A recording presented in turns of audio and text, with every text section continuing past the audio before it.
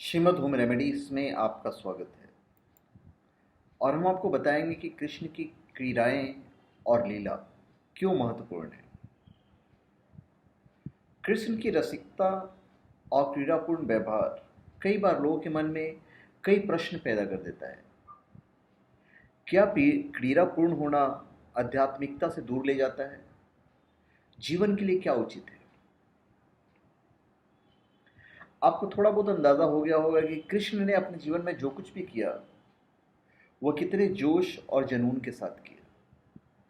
चाहे एक बालक के रूप में देखें या एक युवा के रूप में देखें या एक योद्धा के रूप में देखें, एक राजनीतिज्ञ के रूप में देखें या एक शिक्षक या एक दिव्य अवतार के रूप में देखें, उनके जीवन के किसी भी स्थिति में सुस्ती का एक भी पल नहीं था।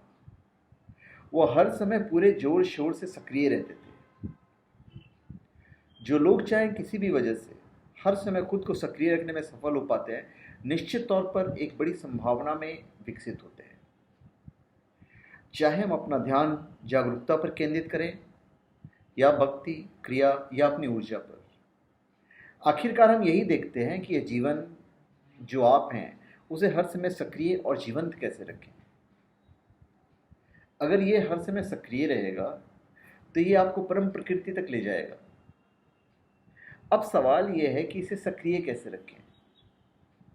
हालांकि कृष्ण ने अपनी शिक्षा में सभी चारों मूलभूत तरीकों कर्म, ज्ञान, भक्ति और क्रिया का बात की है, मगर उन्होंने भक्ति के मार्ग पर ज़्यादा जोर दिया है।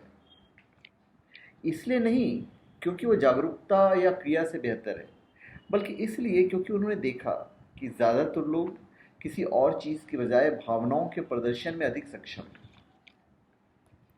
अगर आप खुशहाली के अर्थ में अपने जीवन को देखें, जैसे मान लीजिए आज आपका कारोबार अच्छा चल रहा है, आपकी नौकरी अच्छी चल रही है, सब कुछ ठीक ठाक चल रहा है, मगर जैसे ही कोई भावनात्मक मुद्दा सामने आता है, आपके अनुभव में आपका जीवन बेकार हो जाता है।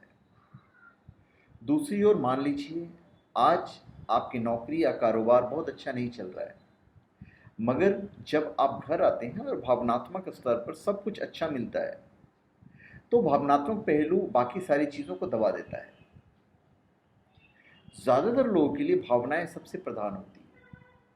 वे जीवन के किसी और पहलू के बजाय भावनाओं के जरिए ज़्यादा आसानी से तीव्रता की चरम पर पहुंच सकते हैं।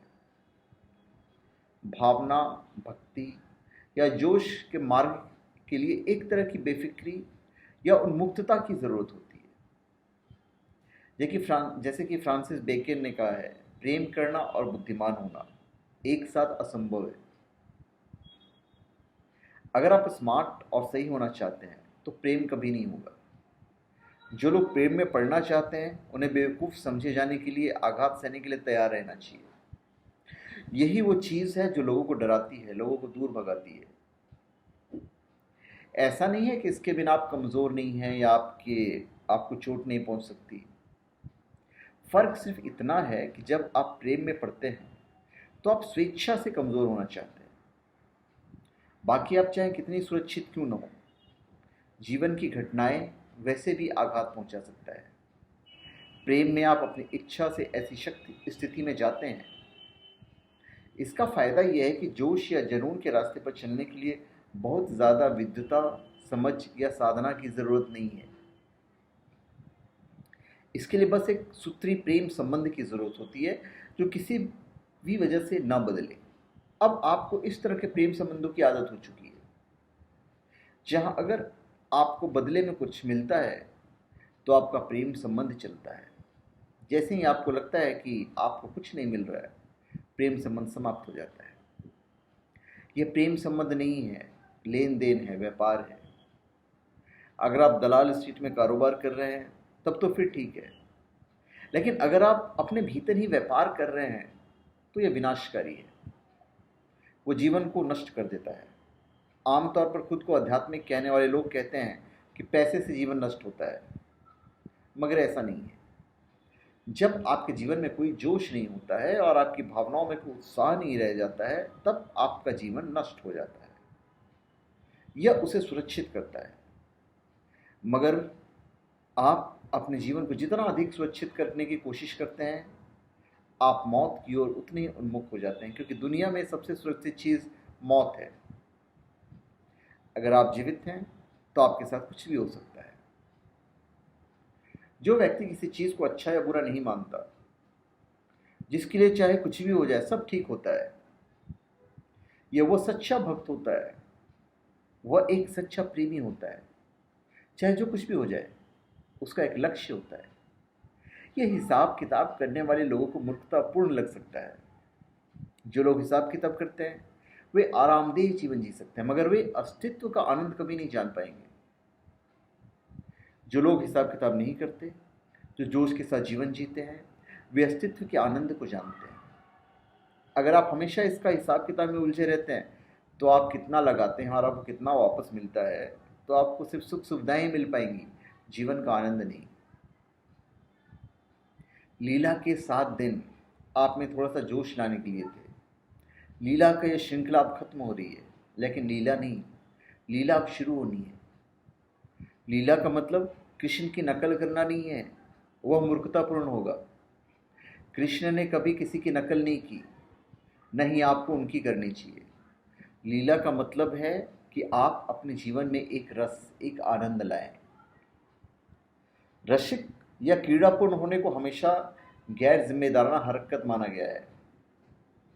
ये बात आपके बचपन में आपको ज़रूर बोली गई होगी, और शायद आप भी अपने बच्चों से ही कहते होंगे। अगर वे क्रीड़ापूर्ण मस्ती करते हैं तो आपको लगता है कि गैर जिम्मेदाराना है, मगर जीने का सबसे जिम्मेदारी भरा तरीका जीवन के साथ क्रीड़ापूर्ण होना है। लटके हुए चेहरे के साथ जीवन जीना पूरी तरह से गैर जिम्मेदाराना है। क्रीड़ापूर्ण होने का मतलब है जिम्मेदार होना। जब आप क्रीड़ापूर्ण होंगे तो आप जीवन के प्रति प्रतिक्रियापूर्ण हो पाएंगे।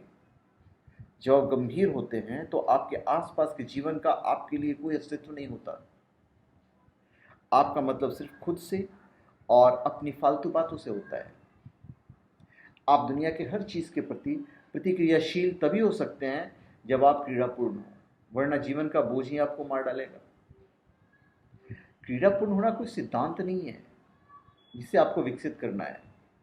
जैसे कि मैं क्रीड़ापूर्ण होने जा रहा हूँ, यह समूचा अस्तित्व ऊर्जा का एक नृत्य है। इस अस्तित्व को उत्पन्न करने वाली शक्तियाँ हमेशा क्रीड़ापूर्ण होती है। हमारी संस्कृति में हमेशा से सृष्टि को ईश्वर का खेल माना गया है। ईश्वर का खेल, ईश्वर का खेल का मतलब यह नहीं कि ईश्वर आपके जीवन के साथ खेल रहा है और आपके लिए कष्ट पैदा कर रहा है। सृष्टि की शक्तियाँ लगातार क्रियारत रहती हैं। अगर वे खेलना छोड़ दें तो आप समाप्त हो जाएंगे। जब शरीर के भीतर सभी मूलभूत शक्तियाँ पूरे जोश खरोश के साथ सक्रिय होती है, तभी आपको अच्छा महसूस होता है। अगर आप अपने काम में रोज़ाना कुछ ही घंटे क्रीड़ापूर्ण रहने की कोशिश करें, तो आपका भौतिक शरीर भी काफ़ी बेहतर तरीके से काम करना शुरू कर देगा। आपकी नींद की ज़रूरत कम हो जाएगी और ध्यान एक कुदरती प्रक्रिया बन जाएगी। जब आप क्रीड़ापूर्ण होते हैं तो आप जो काम करते हैं उसमें उलझते नहीं हैं। जब आप उनसे उलझते नहीं हैं तो आपका कर्म संचित करते हैं। इसके बाद जीवन की प्रक्रिया मुक्तिदायक हो जाती है। अब आप जो क्रिया करते हैं वह कर्म नहीं, योग हो जाता है। जब आप दिन भर योग करने लगते हैं तो जीवन बहुत सहज और प्रवाहमय हो जाता है। जो लोग क्रीड़ापूर्ण होते हैं वही सांसारिक समस्याओं का सामना कर सकते हैं और उससे प्रभावित हुए बिना अपना बेहतरीन काम कर सकते हैं। अगर आप अपने अंदर पूरी रसप्रियता के बिना समस्याओं से जूझने की कोशिश करेंगे तो ये समस्याएं आपको नष्ट कर देगी। यही वजह है कि अच्छे इरादों वाले कई लोगों को उनकी परिस्थितियों ने मिटा डाला है। अगर आप वाकई क्रीड़ापूर्ण हैं तभी आप बेहतर तरीके से संभाल सकते हैं, वरना सब कुछ आपके लिए समस्या खड़ी कर सकता है। आध्यात्मिक मार्ग पर चलना शुरू करने वाले साधक, जो भी सिद्ध नहीं हुआ है, उसके लिए क्रिया जरूरी है। अगर आप उसे क्रीड़ापूर्ण नहीं बनाएंगे तो यह क्रिया घातक सिद्ध होगी, चाहे वो कैसी भी क्रिया हो। तो धन्यवाद। आप हमारे चैनल पर सब्सक्राइब करें और अपने कमेंट दीजिए।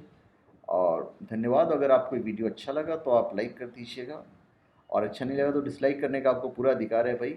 और अगर आपको कुछ जानकारी चाहिए तो आप कमेंट बॉक्स में लिख दीजिएगा। यथासंभव हम कोशिश करेंगे कि हम आपके प्रश्नों का उत्तर दे सकें। धन्यवाद।